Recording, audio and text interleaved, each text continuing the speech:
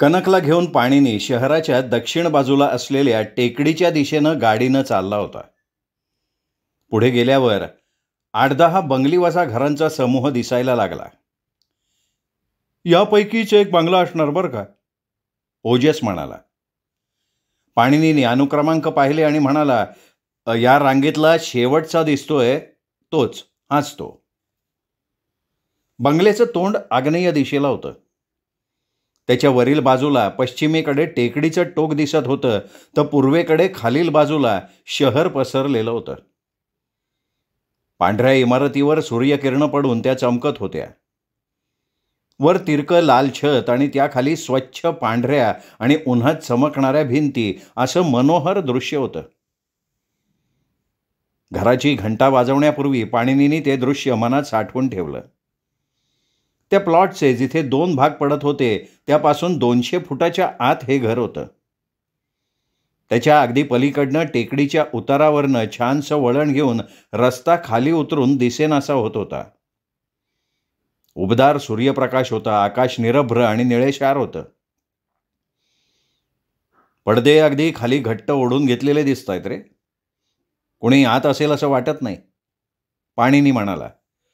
तो इथे असेल तर तो लपून बसलाय असा अर्थ होईल. पाणिनीनं पुढे सिमेंटच्या रस्त्यावरून पुढे जाऊन दारावरच्या घंटेचं बटण दाबलं. आतमध्ये घंटेचा नाद ऐकू आला, पण उत्तरादाखल कोणाच्याच पावलांची चाहूल लागली नाही. एखाद्या पडक्या घरात जाणवते तशी एक भयाण शांतता जाणवत होती. मागच्या बाजूनं जाऊन प्रयत्न करूया का, ओजसनं सुचवलं. नाही नको, पुन्हा वाजवून बघूयात. घंटा वाजवण्यासाठी हात लावणार तेवढ्यात त्याला काहीतरी जाणवलं. अरे हे बघ कनक, काय आहे, तो म्हणाला. त्याच्या नजरेच्या दिशेनं ओजसनं बघितलं तर दाराच्या फटीतनं एक रक्ताचा ओघळ दिसला. अरे हा बघ, आणखी एक आहे इथे. दाराच्या पायरीपासनं 8 इंचावर आहेत सगळे. कोणीतरी रक्तबंबाळ अवस्थेत आत गेला असेल. अरे किंवा आतून बाहेर आला असेल. ओजसनं पुस्ती जोडली. आता पाणिनीने दाराशी खटपट करत म्हटलं, अरे हे दार घट्ट लावून घेतलेलं नाहीये. अरे नाही, त्या लफड्यात अडकायला नको आपण. पाणिनी पुढं काय करणार आहे हे लक्षात येताच ओजसनी त्याला सावध केलं. हे डाग सुकलेत सगळे. म्हणजे तसा बराच वेळ झालेला दिसतोय डाग सांडून. दुपारनंतर ऊन पडत असावं इथे. पाणिनीने अंदाज येण्यासाठी घराच्या वरच्या बाजूला नजर टाकली. गच्चीच्या स्लॅबचा एक भाग बाहेर काढून दारावर एका प्रकारे छत निर्माण केलं होतं, पण तो उपयोगापेक्षा सौंदर्य वाढवण्याचा प्रयत्न होता. पाणिनीने पुन्हा दारावर टकटक केली आणि त्याच वेळी गुडघ्यानं जरा जोर देऊन दार आत ढकललं. ते दार उघडलं गेलं. पाणिनी, अरे काय करणार होता पण, मला नाही आवडलं हे सगळं. ओजसनी त्याला सावध केलं. पाणिनी आत गेला.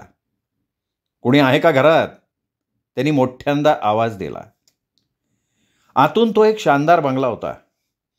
रुंद खिडक्या, जेवायची खोली आणि स्वयंपाकघर असे 2 भाग करणारे नक्षीदार असे अर्धे पार्टिशन. दिवाणखान्यात उघडणारी 2 दारं, म्हणजे सकृतदर्शनी 2 वेगळ्या खोल्यांची. बहुधा झोपण्याच्या खोल्यांची असावीत. कोणी राहत असल्यासारखं वातावरण होतं.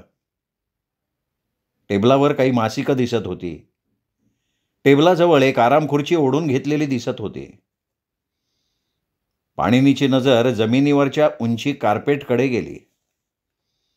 त्यावर तसाच एक रक्ताचा ठिपका होता. थोड्या अंतरावर आणखीन एक.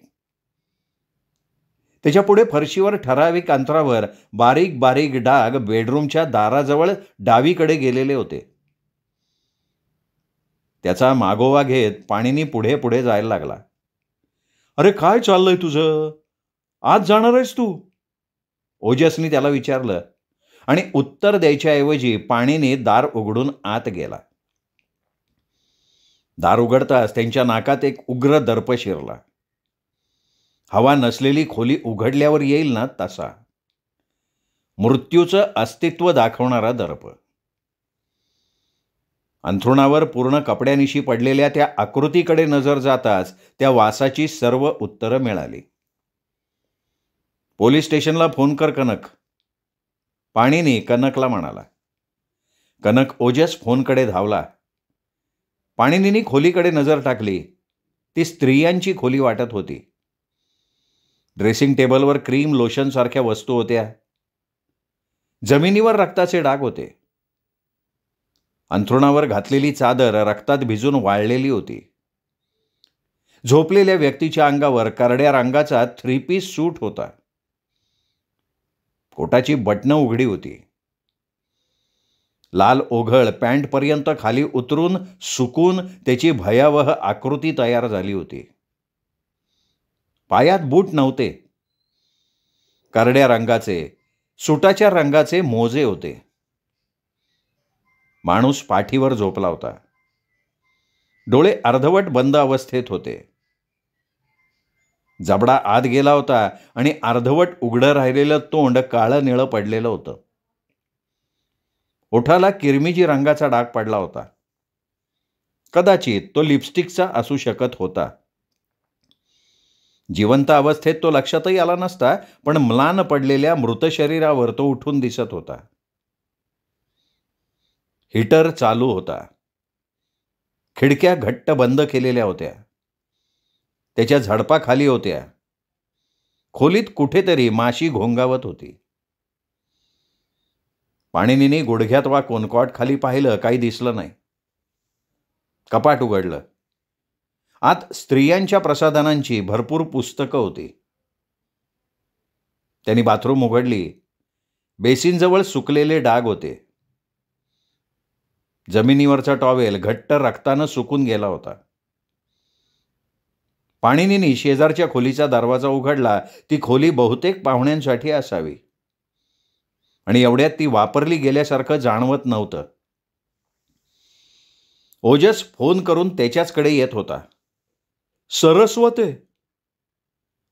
नाही, मला माहिती नाही, पण बहुतेक तोच असावा.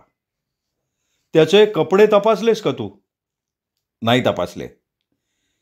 तेवढा तरी आगाऊपणा न केल्याबद्दल आणि अतिउत्साहात धाडस न दाखवल्याबद्दल धन्यवाद, ओजस म्हणाला.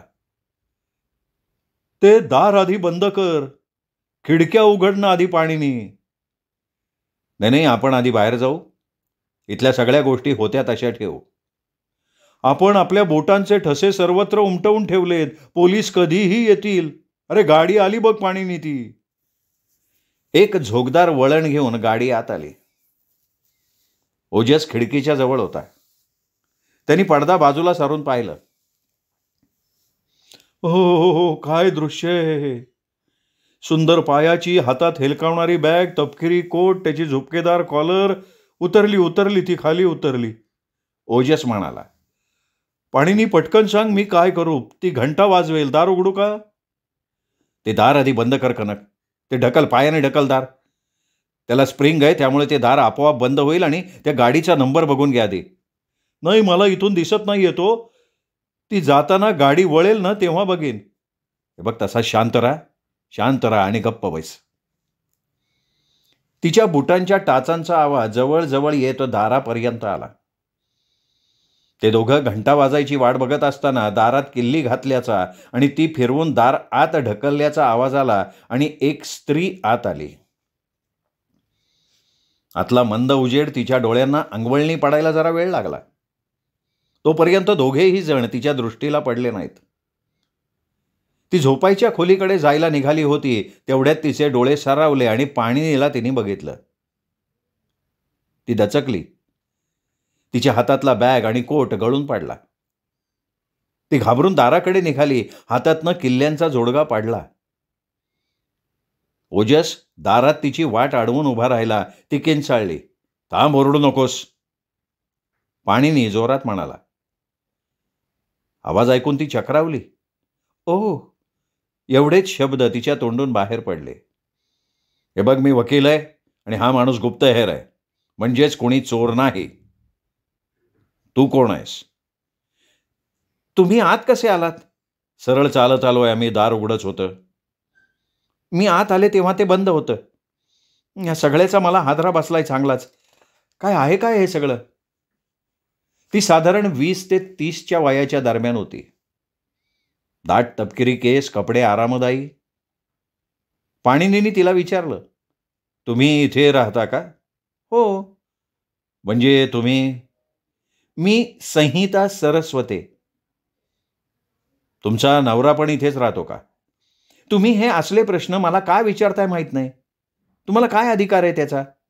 आणि मुख्य म्हणजे तुम्ही असे दार फोडून आत आलात कसे?" "आम्ही दारातनं सरळ आत आलोय, दार फोडून नाही. आणि मी विचारलेल्या प्रश्नाला उत्तर देणं हे तुमच्याच फायद्याचं आहे." "तुमचा नवरा पण इथेच राहतो का?" "नाही, आम्ही विभक्त झालोय." "तुमच्यातले जे गैरसमज होते ते एवढ्यात दूर झालेत का?" "नाही." "त्या दृष्टीनं काही बोलणी चालू होती का?" "हे बघा, तुमचा या सगळ्याशी काही संबंध नाहीये, पण असेल तर माझं उत्तर नाही असंच आहे." तिचा घाबरलेला चेहरा पूर्वपदावर यायला लागला होता. "तुम्ही जरा शांतपणे बसून विचार करा. पोलीस येत आहेत इथे." "ते कशाला येणार आहे तिथे? त्यांचा काय संबंध आहे?" "आम्हाला बेडरूममध्ये जे काही आढळलं ना, त्या संदर्भात ते येणार आहेत." पाणिनी त्या रक्ताच्या डागाकडे निर्देश करत म्हणाला, "काय आहे हे? काय पडलंय माझ्या जमिनीवर? शाई? अरे बापरे!" ती त्या डागाच्या दिशेनं गेली. घाबरून तिच्या हातातला मोजा दाताखाली चावला गेला. "कोण? कोण? काय?" ती बरळली. "शांत व्हा, शांत व्हा. तुम्ही धक्का पचवण्याची तयारी ठेवा. कोणीतरी तुमच्या ओळखीचं आहे." "नाही, नाही, असं नाही असू शकत. देवा, देवा रे! तो तुमचा नवरा." "माझा नवरा?" ती उद्गारली. तिच्या आवाजात अविश्वासपणा आणि एक मोकळं झाल्याची भावना असं दोन्हीचं मिश्रण होतं. "हां, मला वाटतंय की ते प्रेत तुमच्या नवऱ्याचं आहे." ती लटपटत बेडरूमच्या दिशेनं धावली. "मला बघायचंय." असं काहीतरी ती पुटपुटत होती. पाणिनीनी तिचा हात पकडला. "हे बघा, असं काही आत्ताच करू नका. त्या दाराच्या मुठीवर तुमचे ठसे उमटतील." "पण मला अधिकार आहे ते बघण्याचा. तुम्हाला कळत नाहीये का की?" "तुमच्या नजरेतनं तुम्ही विचार करू नका. पोलिसांच्या दृष्टीनं करा." पाणिनी म्हणाला. तिने काही क्षण त्याच्याकडे चमकून पाहिलं आणि नंतर थकून ती जवळच्या स्टूलवर बसली. "काय झालंय?" तिने विचारलं. सकृतदर्शनी त्याला गोळी घातली गेली आहे. "कधी?" "माहीत नाही. काल सकाळी तो त्याच्या ऑफिसमध्ये होता. आम्ही बोललो होतो फोनवर. त्यानंतर तो थोड्याच वेळात इकडे आला असला पाहिजे." "तुम्हाला काय माहिती आहे त्याच्याबद्दल?" "नाही, सोमवार दुपारपासून मी बाहेरच होते." "सोमवारी किती वाजल्यापासून?" "का?" पाणिनी हसला आणि म्हणाला, "पोलीस हे प्रश्न विचारतील. शेवटी हे घर तुमचं आहे. पोलीस इथे येऊन प्रश्न विचारण्यापूर्वी तुम्हाला विचार करायला संधी मिळावी असा माझा प्रयत्न होता." "ती आत्महत्या तर नसेल ना?" "नाही, सांगता येणार नाही मला. मी त्या दृष्टीनं तपासणी केलेली नाही." "तुम्ही इथे का आलाय?" "आम्हाला वाटलं की मंगळवारी ऑफिस सोडल्यावर तो इकडे आलेला असावा." "तुम्ही त्याला एवढ्यात भेटला होतात का?" "नाही भेटलो. आमचे चांगले संबंध नाही आहेत." "सोमवारी दुपारी तुम्ही कुठे गेला होतात हे मला सांगायला काही हरकत आहे का?"